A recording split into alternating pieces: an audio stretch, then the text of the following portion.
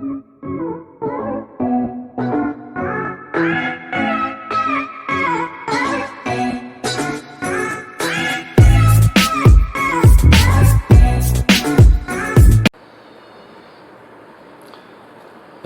alaikum, my dear students and respected viewers. Welcome back to my English class, English second paper. Dear students and viewers, today I am going to take a class on a very important topic. My today's topic is use of when. Use of when. First of all, I would like to say something about the word when. Dear students,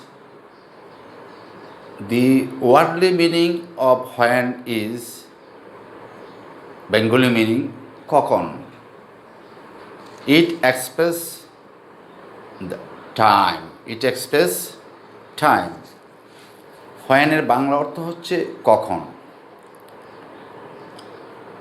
When is an interrogative adverb.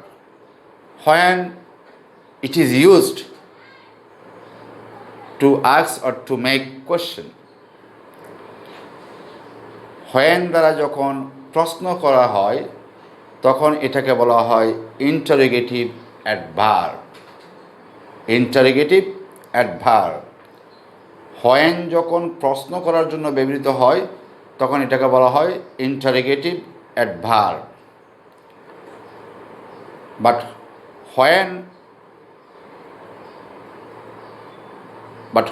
when is used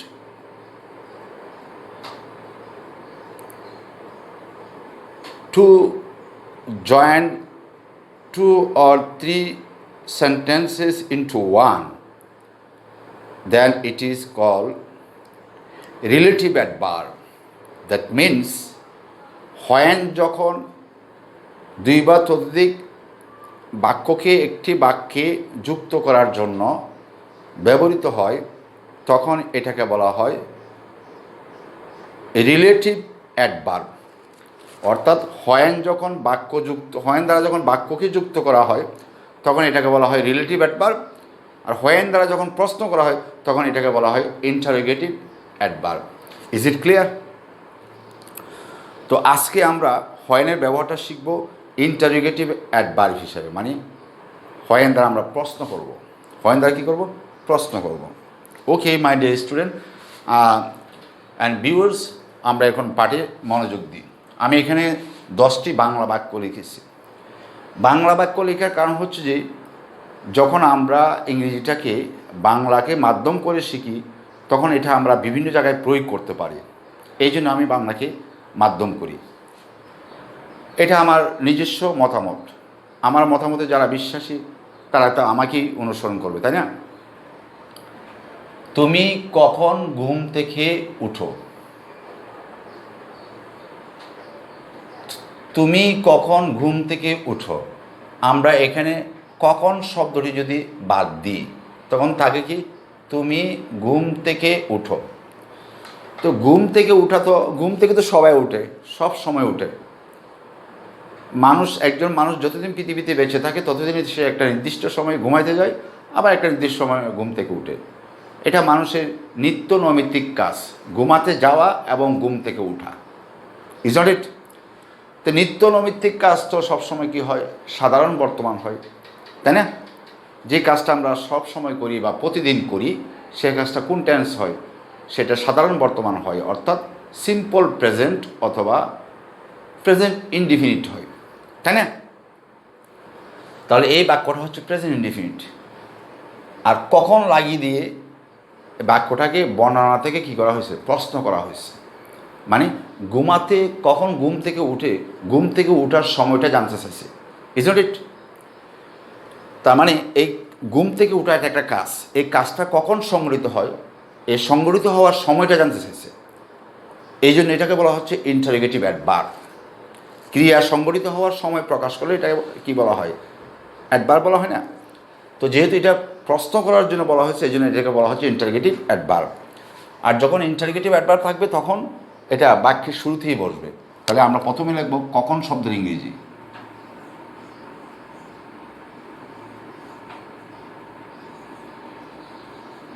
হয়।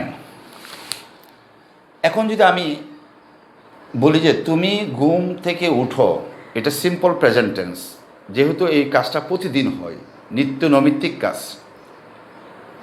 এখন আমি কখন শব্দটা বাদ দিয়ে যদি এটাকে প্রশ্ন করি, তুমি কি ঘুম থেকে উঠো, তখন এটাকে কোন টেন্সে প্রশ্ন করতে হবে? প্রেজেন্ট ইনডিফিনিট টেন্সে। তো প্রেজেন্ট ইনডিফিনিট টেন্সে প্রশ্ন করতে গেলে কি করতে হয়? অক্সিলারি ভার্বটা সাবজেক্টের আগে আনতে হয়। তো প্রেজেন্ট ইনডিফিনিট টেন্সের অক্সিলারি ভার্ব কি?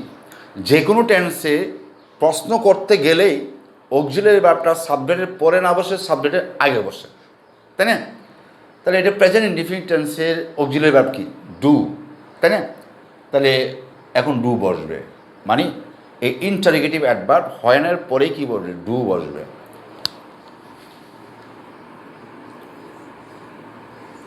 এখন বসবে সাবজেক্ট। সাবজেক্টকে তুমি, হোয়েন ডু ইউ। এখন আসবে মানে হোয়েন ডু ইউ, এখন আসবে মূল ভার্বের প্রেজেন্ট ফর্ম। মূল ভার্ব হচ্ছে ঘুম থেকে ওঠা। ঘুম থেকে উঠা ইংরেজি হচ্ছে গেট আপ। এই গেট আপ শব্দের অর্থ হচ্ছে যে শুধু উঠা না, ঘুম থেকে উঠা। গেট আপ শব্দের অর্থ কি? শুধু উঠা নয়, ঘুম থেকে উঠা। When do you get up. আবার এখানে যদি আমরা ফ্রম বেড এটা দিলেও দিতে পারি, না দিলেও কিন্তু বাক্যটা ভুল হবে না। When do you get up from bed, অথবা when do you get up from bed কথাটা দিলেও দিতে পারি, না দিলেও কোনো কি নাই, ভুল নাই, কারণ গেট আপ মানে ঘুম থেকে উঠা। তাহলে কখন দ্বারা যখন প্রশ্ন করব তখন বাক্যের প্রথমে কি বলবে? হোয়েন। কখন শব্দের ইংরেজি কি বলবে? হোয়েন। এরপর কি বলবে? According to tense. টেন্স অনুসারে অক্সিলারি ভার্ব বলবে, টেন্স অনুসারে, এবং ওই বাক্যের যে সাবজেক্ট থাকবে সাবজেক্টের নাম্বার পার্সন অনুসারে অক্সিলারি ভার্ব বলবে। তারপরে কি বসবে? সাবজেক্ট বসবে, তারপরে মেইন ভার্ব বসবে, তারপর অন্যান্য প্রয়োজনীয় শব্দ বলবে। Is it clear?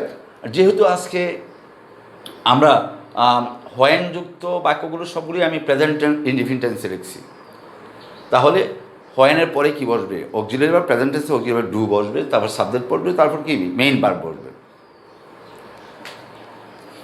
Next sentence, সে কখন যায়।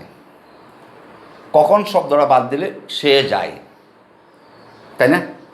সে যায়, তার মানে সে যায় বললে কখন যায় এটা নির্দিষ্ট নয়, তাই না? অনির্দিষ্ট। তার মানে একটা ক্রিয়া সময় যখন উল্লেখ থাকে না, তার মানে ক্রিয়াটা যে কোনো সময় হয় বা সব সময় হয়। তার মানে সব সময় যে কাজটা হয়, এই কাজটা হয় কি? সিম্পল প্রেজেন্ট টেন্স, প্রেজেন্ট অথবা প্রেজেন্ট ইনডিফিনিট টেন্স। তাহলে সে যায় এটা হবে কি? Present indefinite tense. আর কখন দ্বারা এটাকে কি করা হয়েছে? প্রশ্ন করা হয়েছে। তাহলে এটা কোন টেন্সের প্রশ্নবোধক বাক্য? প্রেজেন্ট ইনডিফিনিট টেন্সে বা সিম্পল প্রেজেন্ট টেন্সের ইন্টারোগেটিভ সেন্টেন্স। তাহলে কখন ইংরেজি আমরা কী লিখব? হোয়েন।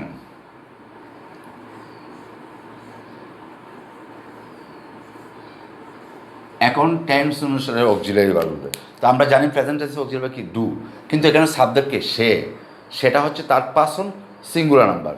তা আমরা জানি সিম্পল প্রেজেন্ট টেন্সের সাবজেক্ট যদি থার্ড পারসন সিঙ্গুলার হয় নাম্বার হয়, তাহলে ভার্বের সাথে এস বা ইএস যোগ করতে হয়।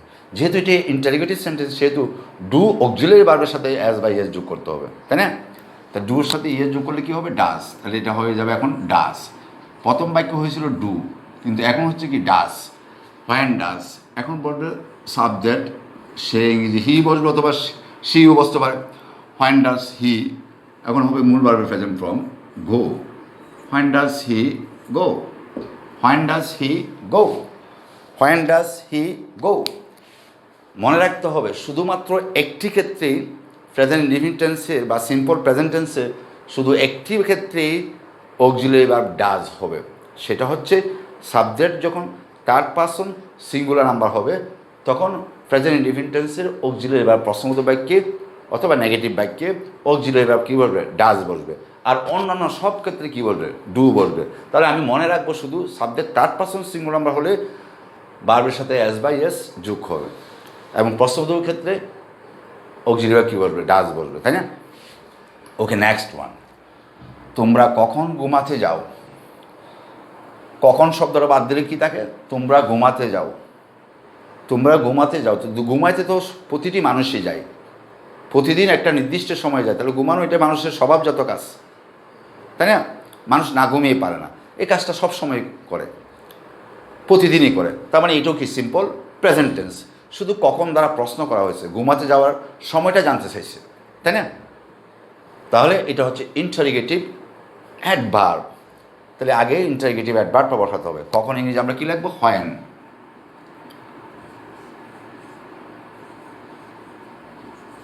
হোয়েন। এখন টেন্স অনুসারে অক্সিলারি ভার্ব, তো ডু, হোয়েন ডু। এখন বলো সাবজেক্ট, তোমরা ইংরেজি কী হবে, ইউ। হোয়েন ডু ইউ ঘুমাতে যাও, হোয়েন ডু ইউ। এখানে ক্রিয়া কি, যাওয়া। হোয়েন ডু ইউ গো, কই যায়, ঘুমাতে।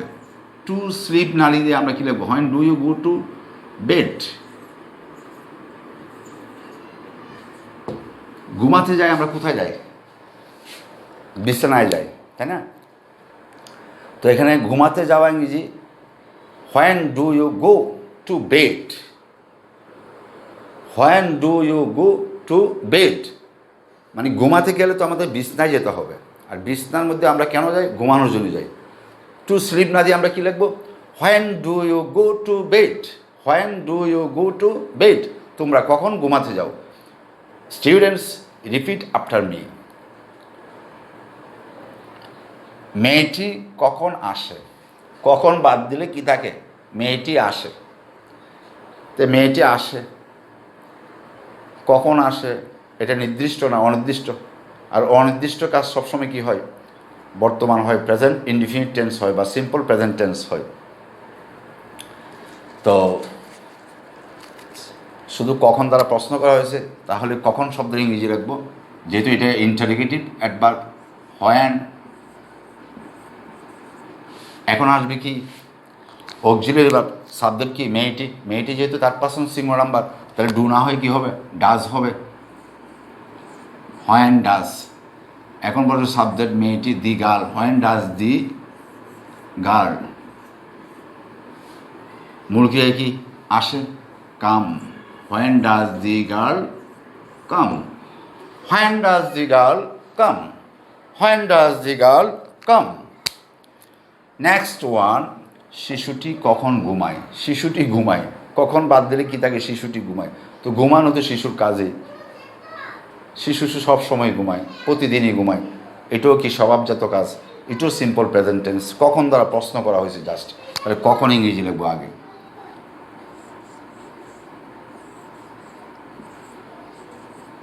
আবার হোয়েনকে আবার ডাব্লিউএস ওয়ার্ডও বলা হয়, হোয়েন। এখন আসবে অক্সিলারি ভার্ব, প্রেজেন্ট ইনডিফিনিট টেন্সে অক্সিলারি ভার্ব ডু, কিন্তু এখানে সাবজেক্ট কি, শিশুটি, এটা থার্ড পারসন সিঙ্গুলার নাম্বার, তাহলে ডু না হয় কী হবে, ডাজ। হোয়েন ডাজ, শিশুটি নির্দিষ্ট করে বলছে, এই জন্য কী হবে, the baby. When does the baby ঘুমায়। এখন আসবে ঘুমানো ক্রিয়া, sleep. When does the baby sleep, question mark. When does the baby sleep, শিশুটি কখন ঘুমায়। When does the baby sleep. Next one, তুমি কখন গণিত চর্চা করো। কখন বাদ দিলে কি থাকে, তুমি গণিত চর্চা করো। কোন সময় করে, যে কোনো সময় করে, সব সময় করে, এটা তার অভ্যাস।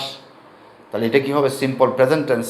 কখন দ্বারা প্রশ্ন করা হয়েছে, আমরা কখন শব্দ ইংরেজি রাখবো, যেহেতু এটা ইন্টারোগেটিভ অ্যাডভার্ব, এটা বাক্যের শুরুতে থাকবে হোয়েন।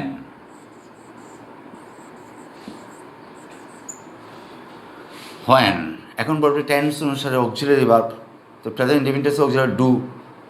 তবে থার্ড পারসন সিঙ্গুলার নাম্বার না হলে কি বলবে, ডু বসবে। শুধু থার্ড পারসন সিঙ্গুলার হলে ডাস। হোয়েন ডু, এখন বলবে সাবজেক্ট তুমি, হোয়েন ডু ইউ। এখন আসবে কি মূল ক্রিয়া প্রেজেন্ট ফর্ম, মূল ক্রিয়া কি চর্চা করা, practice, PRACTISE, practice. When do you practice, কী চর্চা করে, গণিত, MATH, ম্যাথ। এর ম্যাথের ম্যাথের ম্যাথের এমটা বড় হাতে দিচ্ছি কারণ ম্যাথ গণিত একটা নির্দিষ্ট বিষয়, প্রপার নাউন, এই জন্য এটাকে এমটা বড় হাতে দিচ্ছি। এটাকে আমি ম্যাথমেটিক্সও লিখতে পারতাম। When do you practise math, when do you practise math, তার মানে তোমার গণিত চর্চা করার সময়টা সে জানতে চাচ্ছে। তুমি ভোরে করো না রাতে করো না বিকালে করো, কখন গণিত চর্চা করো, এই সময়টা জানতে চাচ্ছে। When do you practise math. Next one, তারা কখন কাজ আরম্ভ করে, ক্রিয়া হচ্ছে এখানে আরম্ভ করা। তারা আরম্ভ করে, কোন সময় করে আমরা জানি না, তার মানে যে কোনো সময় করে। তাহলে সিম্পল প্রেজেন্ট টেন্স। তাহলে এখন কখন এই শব্দের ইংরেজি লিখব, আগে হোয়েন। এখন আসবে present indefinite tense auxiliary verb, do. Subject হচ্ছে তারা, দে, হোয়েন ডু দে। এখন আসবে আরম্ভ করা, begin, when do they begin. কি আরম্ভ করে, কাজ, কার কাজ, তাদের কাজ, THEIR, their. When do they begin their work বা ওয়ার্কস, প্রশ্নবোধক চিহ্ন। When do they begin their works, when do they begin their works. এখানে ডু হচ্ছে দে, এটা থার্ড পারসন ঠিক আছে কিন্তু সিঙ্গুলার নয়। নেক্সট ওয়ান, তোমার বাবা কখন হাঁটে, কখন বাদ দিলে কী থাকে, তোমার বাবা হাঁটে, তার মানে তার বাবা হাঁটা, এটা তার বাবার অভ্যাস, নিত্য নৈমিত্তিক কাজ, এটাও সিম্পল প্রেজেন্ট টেন্স। তাহলে আগে কখন শব্দ দ্বারা প্রশ্ন করছে, কখন শব্দ ইংরেজি লিখব, কী লিখব, হোয়েন লিখব প্রথমে, হোয়েন। সাবজেক্ট কি, তোমার বাবা, তুমি কিন্তু সাবজেক্ট না, তোমার বাবা। তো তোমার বাবা থার্ড পারসন সিঙ্গুলার নাম্বার, তাহলে ডু না হয় কী হবে, does. When does, when does your father, your father, when does your father. এখন আসবে মূল ভার্বের প্রেজেন্ট ফর্ম, হাঁটা, walk, WALK, walk. When does your father walk, when does your father walk. Pronounce after me, when does your father walk. Next, মা কখন রান্না করেন, মায়ের রান্না করার সময় জানতে চাইছে, মা রান্না প্রতিদিনই করে, তার মানে সিম্পল প্রেজেন্ট টেন্স, শুধু সময় জানতে চাইছে, তাহলে সময়বাচক, সময় দ্বারা প্রশ্ন করছে, সময় দ্বারা যদি প্রশ্ন করে তাহলে কী হবে, হোয়েন। লিখবো প্রথমে হোয়েন, সাবজেক্ট কি, মা, তো মা third person singular number, do না হয়ে অক্সিলারি কী হবে, ডাস। হোয়েন ডাস মাদা। এখন আসবে কি মূল ক্রিয়ার present form, cook, when does mother cook, when does mother cook, when does mother cook. Next and last one but not the least, Karim কখন বাগানে পানি দেয়, বাগানে পানি দেওয়া, এটা করিমের প্রতিদিনের কাজ, তার মানে এটা সিম্পল প্রেজেন্ট টেন্স, শুধু কখন দেয় এই সময়টা জানতে চাইছে। তাহলে কখন শব্দ ইংরেজি লিখবো আমরা প্রথমে, হোয়েন। কে পানি দেয়, Karim, Karim subject third person singular number, তাহলে অক্সিলারি ডু না হয় কী হবে, ডাস। হোয়েন ডাস করিম পানি দেওয়া, ইংরেজি ওয়াটার। ওয়াটার যখন ভার্ব হয় তখন এটার অর্থ হয় পানি দেওয়া। কোথায় পানি দেয়, বাগানে। ওয়াটার যখন ভার্ব হিসেবে ব্যবহার হবে তখন এটা সরাসরি অবজেক্ট গ্রহণ করবে, কোনো প্রেপোজিশন বসবে না। ওয়াটার যখন কি হবে, ভার্ব হবে পানি দেওয়া অর্থে, তখন সরাসরি এটা কী গ্রহণ করবে? অবজেক্ট গ্রহণ করবে, কোনো প্রেপোজিশন বসবে না।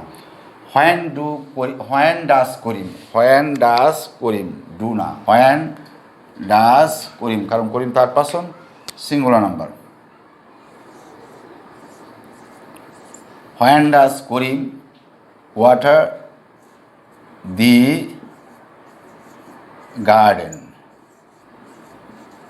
When does Karim water the garden, when does Karim water the garden. My dear students, today we have enjoyed our class on the topic or on the use of when, interrogative adverb and relative adverb. But আজকে আমরা যে ব্যবহার শিখেছি এটা হোয়েনের interrogative adverb হিসেবে হোয়েনের ব্যবহার শিখেছি, এবং হোয়েন দ্বারা কীভাবে প্রেজেন্ট টেন্সে বাক্য গঠন করতে হয় সেটা আমরা শিখেছি। আমি মনে করি, বিশ্বাস করি যে তোমরা ক্লাসটি উপভোগ করেছো।